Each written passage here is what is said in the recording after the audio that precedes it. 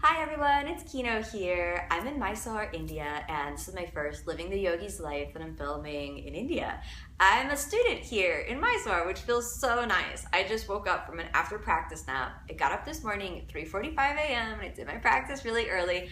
I'm not naturally an early riser, so that's kind of, almost torturous for me. But with the after practice nap, I gotta say that was really sweet. So when I'm a student, I love to just let go of the control of my practice. I love to surrender and just kind of be in the space of being led rather than the one being in control, which is really, really nice. I also love being on a different time zone and just being as free as possible. It's one of the most amazing experiences. If you can go on a yoga retreat, if you can come to Mysore, if you can do something like that for yourself, for your practice, I'm sure you'll go so much deeper than ever imagined possible. Of course, if you can't take an airplane ride or create time in your life to travel, you can also kind of create a mini yoga retreat at home where you kind of turn off all of your social media and you don't answer any phone calls and you just focus on your practice and intensively study at home. I find that really very hard because for me there's a lot of distractions at home. I can always get into cleaning or organizing my closet or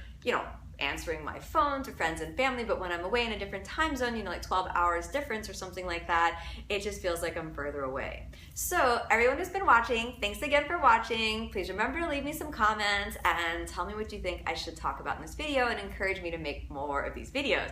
Last week, someone asked a question of how do you find a teacher? Well, this is a really big question. Wow. How do you find a teacher? It's like, how do you find a life partner? First of all, the style of yoga is really important. So I can recommend that you try as many different styles of yoga as you can find to figure out which one is the one that resonates with you the most. And then at some moment, if you're going to choose a teacher, you have to commit to a style of yoga. So take your time and sample as many classes as possible. Like when you go to buy ice cream at the ice cream store, sample. Make sure you like the flavor that you ultimately decide on.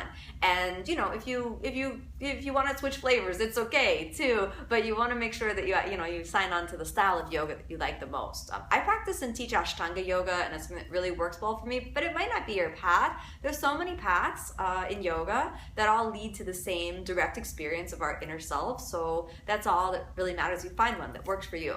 Now, the second thing is that the relationship between teacher and student in the spiritual tradition of yoga is sacred.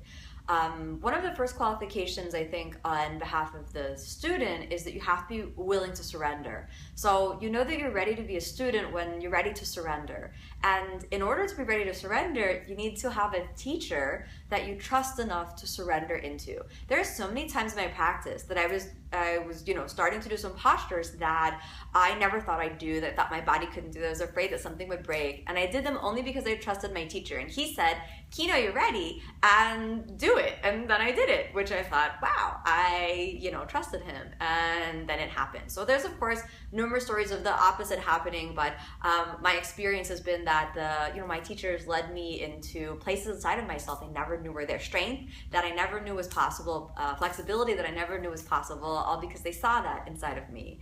Now, one of the qualifications that I've learned is really important from watching my teacher, Sri K. Patabi Joyce, who I met about 15 years ago, my first trip to India, is humility, which I hope I'm cultivating that as a teacher myself. But I think that one of the most important things about teaching yoga is to understand that yoga is a sacred path to the inner self. And nobody owns that, and nobody I believe nobody can really kind of copyright the techniques of how to get there. It's as universal as humanity itself.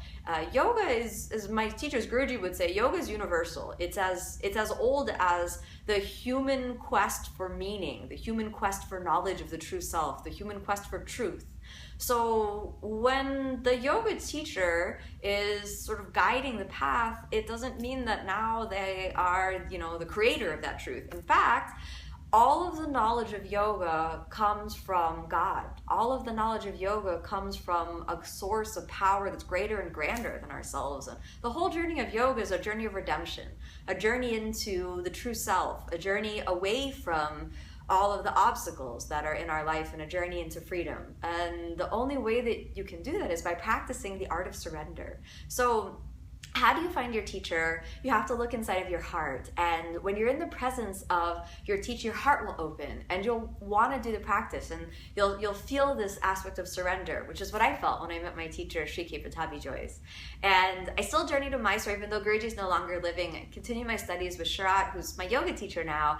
And one of the things that I've learned through the practice of yoga is, you can find this in Patanjali's Yoga Sutras in book 1, is that all of the knowledge of yoga comes from God.